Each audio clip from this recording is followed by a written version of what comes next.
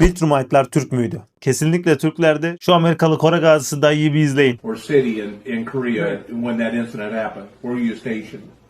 Well, at West Central Front, up on the MLR. Okay. So West what was Central. that close In the to? western, it was South Korean Marines. Oh yeah, there you go. Yeah, because Rock still in Vietnam. And then a bunch of Turks was on the east side of us one place, and they said Gooks never bothered them.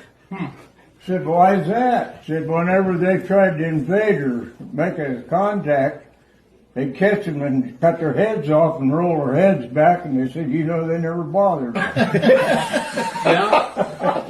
Barbarians.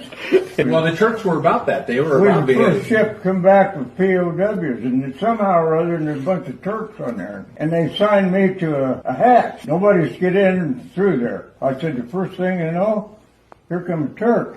Big old black mustache. And I said, where are you going? She said, I want to go through here. I said, okay.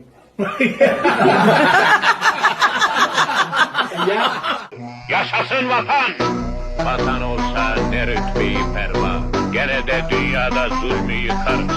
Merkezi arıza dağıtsalar bizi, küre-i arzı patlatır çıkarız.